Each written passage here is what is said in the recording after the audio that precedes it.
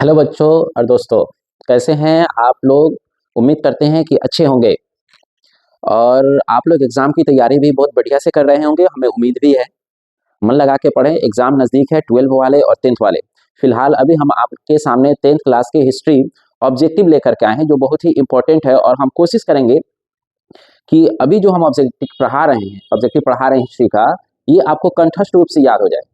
क्योंकि क्लास में भी ये सारे क्वेश्चन याद कराए जा चुके हैं और उम्मीद करते हैं कि बच्चों को याद भी होगा, लेकिन फिर भी हम एग्जाम को लेकर के इसे दोबारा दोहराना चाहते हैं ताकि आपको याद हो जाए। दूसरी बात, जो हमारे यहाँ नहीं पढ़ते हैं वो भी इस चीज़ को जरूर ध्यान दें। ये बहुत ही इंपॉर्टेंट चीज़ है जो कि आपके लिए और आने वाले भविष्य के लिए ये सबसे ज़्यादा आपको बेनिफिट पहुंचाएगा। और हिस्ट्री एक ऐसा सब्जेक्ट ही होता है जो पूरी जिंदगी ये काम आने वाला है। फिलहाल हम अभी 10th की तरफ चलते हैं कि 10th का एग्जाम है और उसमें जो हिस्ट्री का क्वेश्चन आने वाला है उस क्वेश्चन की तरफ चलते हैं। चलिए हम उस क्वेश्चन की तरफ जो कि आने वाला है। तो अध्याय 1 यूरोप में राष्ट्रवाद का उदय, यह हमारा हिस्ट्री का पहला लेसन है और हम इसमें पहला क्वेश्चन को पढ़ते हैं कि यूरोप का मरीज किसे कहा जाता है। यूरोप का मरीज किसे कहा जाता है? तो ऑप्शन है तुर्की, मिस्र, यूनान और पोलैंड। तो आपका आंसर क्या होता है? ए, तुर्की। यूरोप का मरीज किसे कहा जाता है? तो तुर्की को। ध्यान से सुनेंगे, यूरोप का मरीज किसे कहा जाता है? तो तुर्की को कहा जाता है। चलिए अगले प्रश्न की तरफ। जर्मन राइन राज्य का निर्माण किसने किया था? जर्मन राइन राज्य का निर्माण किसने किया था? तो ऑप्शन है लुई 18वां, नेपोलियन बोनापार्ट, नेपोलियन तृतीय और बिस्मार्क। इसका आंसर होगा नेपोलियन बोनापार्ट।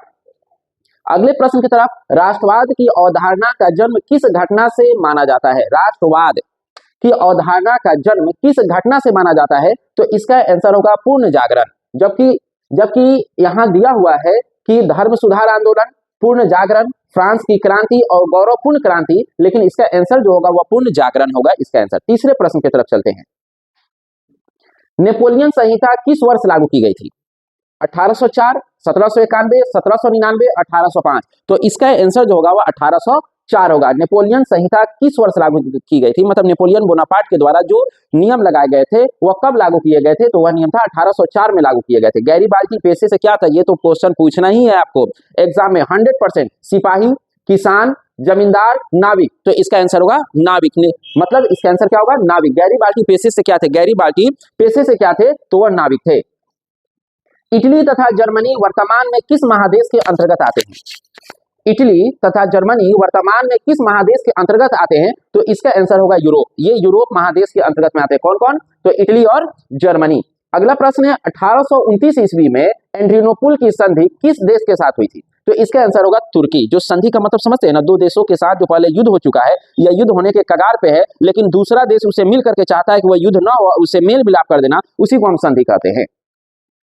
फ्रैंकफर्ट की संधि कब लागू की गई थी? तो 1871 में, जो कि ऑप्शन दिया है 1864, 1866, 1870 और 1871। तो इसका आंसर हुआ 1871। इटली एवं जर्मनी के एकीकरण के विरुद्ध कौन आया? तो इटली और जर्मनी के विरुद्ध के एकीकरण में ऑस्ट्रिया आया हुआ था।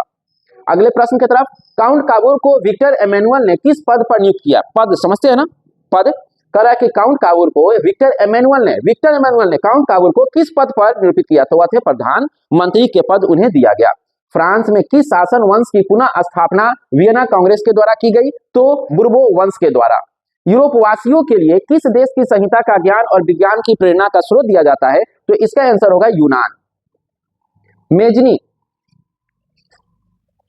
मेजनी का संबंध किस संगठन से है? मेजनी के बारे में तो आप 10th में पढ़े होंगे बखूबी तरीके से। इसका लाल सेना के या कार्बोनेरी की तरफ से या फ्लिकल हेक्टेरिया या डायट। तो इसका आंसर होगा कार्बोनेरी। मेजनी का संबंध किससे है? तो कार्बोनेरी से। यह भी इंपॉर्टेंट प्रश्न है। जर्मनी राइन राज्य का निर्माण किसने किया था? जर्मनी राइन राज्य का निर्माण किसने किया था? तो इसका ऑप्शन दिया है लुई 18वां, नेपोलियन बोनापार्ट, नेपोलियन तृतीय और बिस्मार्क। तो इसका आंसर होगा आपको नेपोलियन बोनापार्ट। अगला प्रश्न, जालवेरिन एक संस्था थी। जालवेरिन एक संस्था थी। ऑप्शन है क्रांतिकारियों की संस्था थी या व्यापारियों की संस्था थी या विद्वानों की संस्था थी या पादरी या सामंतों की थी। तो ये इसका आंसर होगा व्यापारियों की। जालवेरिन कौन सी संस्था थी? तो व्यापारियों की संस्था थी। अगले प्रश्न की तरफ चलते हैं जो बहुत ही इंपॉर्टेंट है। रक्त एवं लौह की नीति का अवलंबन किसने किया? रक्त एवं लौह की नीति का अवलंबन किसने किया? तो इसका आंसर होगा बिस्मार्क। ये भी बहुत बहुत बहुत इंपॉर्टेंट प्रश्न है। ऑटो बिस्मार्क निम्नलिखित में कहां का राजा घोषित किया गया? रूस का, यूनान का, फ्रांस का या जर्मन का? तो आंसर होगा इसका जर्मन। यूनान को स्वतंत्र राष्ट्र घोषित किसने की, कब हुई, मतलब यूनान जो था वो पूर्ण रूप से स्वतंत्र राष्ट्र कब बना, तो 1830 ऑप्शन है, 1832 है, 1836 है, 1842 है, तो इसका आंसर होगा 1832।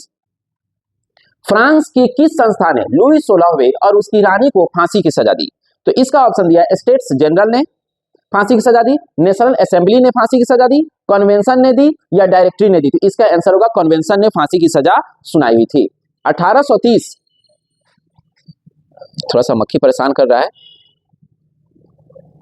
1830 ईस्वी की क्रांति के बाद फ्रांस में किस प्रकार की शासन लागू हुआ, 1830 की जो क्रांति हुई उस क्रांति के बाद फ्रांस में किस तरीके का शासन लागू हुआ, तो संघीय शासन व्यवस्था या संवैधानिक व्यवस्था या निरंकुश व्यवस्था या गणराज्य व्यवस्था, तो इसका आंसर होगा संवैधानिक राजतंत्र व्यवस्था।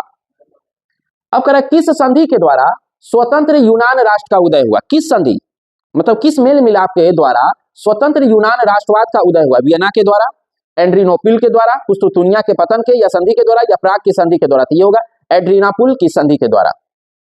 नो गुएल्फ आंदोलन की प्रेरणादाता कौन थे, दांते, मैकियावेली, गैरिबाल्टी, जियोबार्टी, तो इसका आंसर होगा जियोबार्टी। निम्नलिखित में किस युद्ध के परिणाम स्वरूप जर्मनी का एकीकरण हुआ, तो क्रीमिया युद्ध के कारण या प्रसा के डेनमार्क के युद्ध के कारण या सोडोवा के युद्ध के कारण या सीडान के कारण, तो इसका आंसर होगा सूडान, सॉरी सीडान होगा, सूडान नहीं। निम्नलिखित में किस वर्ष अलेक्जेंडर चिपसिलांटी के नेतृत्व में यूनान में विद्रोह की गई, विद्रोह समझते हो ना, अपने राजा के विरोध में खड़ा हो जाना, यह विद्रोह कहलाता है, या एक सैनिक पूरा का पूरा सैनिक अपने राज्य के विरुद्ध अकेला एक तरफ हो जाए, तो इसे भी विद्रोह कहते हैं। तो 1815 ऑप्शन दिया है, 1821, 1824, 1832, तो इसका आंसर होगा 1821। हितोरिया फिलाइक नामक संस्था की स्थापना कब की गई थी, इसका ऑप्शन दिया है लंदन, पेरिस, ओडिशा और इनमें से कोई नहीं, तो इसे होगा ओडिशा। निम्नलिखित में कौन जैकोबिन क्लब के सदस्य थे, यह भी बहुत इंपॉर्टेंट प्रश्न है, यह भी जो है बहुत इंपॉर्टेंट प्रश्न है। क्वेश्चन है कि जैकोबिन क्लब के सदस्य कौन थे, तो टीपू सुल्तान, मुर्शिद कुली खान, बाजीराव या इनमें से कोई नहीं, तो टीपू सुल्तान जो थे वह जैकोबिन क्लब के सदस्य थे, यह भी इंपॉर्टेंट प्रश्न है जो एग्जाम में पूछ सकता है। वियना सम्मेलन की मेजबानी निम्नलिखित में से किसने की, तो क्वेश्चन का ऑप्शन दिया है मेटरनिक, बिस्मार्क, चार्ल्स दशम और इनमें से कोई नहीं, तो इसका आंसर होगा मेटरनिक। ये सारे ऑब्जेक्टिव क्लास 10 के लेसन 1 के हैं जो ध्यानपूर्वक देखने योग्य है, आप जरूर इसे देखें और याद करें। चार्ल्स अल्बर्ट निम्नलिखित में से कहां के शासक थे, चार्ल्स अल्बर्ट निम्नलिखित में से कहां के शासक थे, सर्डिनिया पिडमाउंट के, पोलैंड के, हंगरी के या यूनान के, तो इसका आंसर होगा सर्डिनिया पिडमाउंट। चार्ल्स अल्बर्ट कहां के रहने वाले थे, तो सर्डिनिया पिडमाउंट के रहने वाले थे। फ्रांस में नेपोलियन संहिता किस वर्ष लागू की गई, फ्रांस में नेपोलियन के बनाए गए संगठित संगठन कब लागू की गई, 1789 में, 1799 में, 1804 में, 1815 में, तो इसका आंसर होगा 1804 में लागू की गई। उसके बाद 30 नंबर,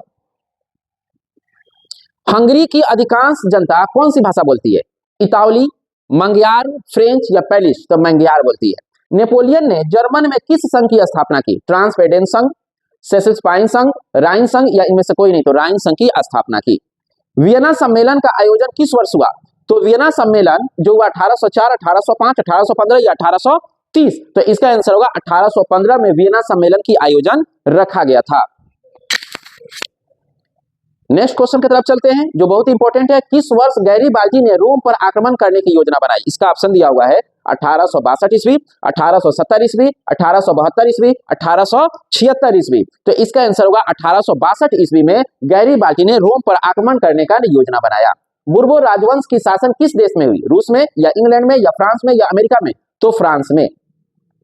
मासिले किस देश के राष्ट्रभक्ति के गीत है, इटली के, जर्मनी के, रूस के या फ्रांस के, तो इसका आंसर होगा फ्रांस के, मतलब मासिले किस देश के राष्ट्रभक्ति के गीत है, तो यह फ्रांस के राष्ट्रभक्ति का गीत है, कौन, मासिले। सन 1870 में फ्रांस और प्रसा के बीच युद्ध कहां हुआ था, 1870 ईस्वी में फ्रांस और प्रसा दोनों देश है और दोनों देशों के बीच युद्ध हुआ था, तो ये युद्ध हुआ कहां था, तो पहला ऑप्शन दिया है सीडान, दूसरा सेडेवा, तीसरा साइडाई और चौथा जो है फ्रैंकफर्ट, तो इसका आंसर होगा सीडान में। राष्ट्रवाद की अवधारणा का जन्म किस घटना को माना जाता है, राष्ट्रवाद की अवधारणा का जन्म किस घटना को माना जाता है, इसका ऑप्शन दिया है पूर्ण जागरण, धर्म सुधार आंदोलन, फ्रांस की क्रांति और चौथा जो है गौरवपूर्ण क्रांति, तो इसका आंसर होगा पूर्ण जागरण। नेक्स्ट प्रश्न की तरफ चलते हैं, मेटरनिक कौन था, मेटरनिक कौन था, ऑप्शन दिया है रूस का जार था या ऑस्ट्रिया का चांसलर था या फ्रांस का सम्राट था या प्रसा का चांसलर था, तो इसका आंसर होगा ऑस्ट्रिया का वह चांसलर था। अगले प्रश्न की तरफ चलते हैं। इटली की स्थापना किसने की थी? काबूर ने, मेजनी ने, बिस्मार्क ने या गैरीबाल्टी ने? तो इसका आंसर होगा मेजनी ने इटली की स्थापना की हुई थी। अगले प्रश्न की तरफ, यंग यूरोप की स्थापना कब हुई? तो यंग यूरोप की स्थापना, इसका ऑप्शन दिया है 1828, 1829, 1834 और 1835। तो इसका आंसर होगा 1834 ईस्वी में यंग यूरोप की स्थापना की हुई थी। सेडोवा के युद्ध में किसकी पराजय हुई? ऑस्ट्रिया की, प्रसा की, नेपल्स की या सर्डिया की? तो इसका आंसर होगा ऑस्ट्रिया की। लाल कुर्ती का गठन किसने किया था? यह भी बहुत इंपॉर्टेंट प्रश्न है कि लाल कुर्ती का गठन किसने किया था। इसका ऑप्शन दिया है बिस्मार्क ने, गैरीबाल्टी ने, मेजनी ने और काउंट काबूर ने। तो इसका आंसर होगा गैरीबाल्टी ने लाल कुर्ती का गठन किया हुआ था। अगले प्रश्न की तरफ चलते हैं। यूरोपीय सभ्यता का पालन किसने किया? तो यूरोपीय सभ्यता का पालन, इसका ऑप्शन दिया है जर्मनी, यूनान, इटली और ब्रिटेन। तो इसका आंसर होगा ब्रिटेन। अगले प्रश्न की तरफ चलते हैं। वर्षिया की संधि कब हुई थी? ऑप्शन दिया है आपको 1915, 1916, 1919 और 1920। तो इसका आंसर होगा आपको 1919। मेटरनिख क्या था? मेटरनिख क्या था? इसके चार ऑप्शन दिए गए हैं आपके सामने, जैसे तानाशाह था, या प्रजातांत्रिक था, या प्रतिक्रियावादी था, या घोर सामंतवादी था। तो इसका आंसर होगा प्रतिक्रियावादी था। अगले प्रश्न, मेटरनिख का पतन कब हुआ? ऑप्शन 1845, 1847, 1848 और 1949। तो इसका आंसर होगा 1848 में जो था मेटरनिख का पतन हो गया। मतलब वह समझ लीजिए कि अपनी सभ्यता क्या, अपनी राजपाट खत्म कर ली। अगले प्रश्न की तरफ चलते हैं। बिस्मार्क क्या था? संगीतज्ञ था, या नाटककार था, या कवि था, या कूटनीतिज्ञ था? तो कूटनीतिज्ञ था।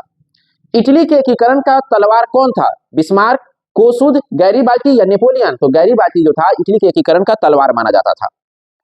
उसके बाद आता है आपको इटली एवं जर्मनी के एकीकरण के विरुद्ध में कौन देश आया? इटली और जर्मनी के विरोध में, मतलब इटली और जर्मनी एक साथ, तो इसके विरोध में कौन आया? रूस, ऑस्ट्रिया, प्रसा या इंग्लैंड? तो ऑस्ट्रिया इस दोनों के विरुद्ध आया। उसके बाद हनोई समझौता कब हुआ?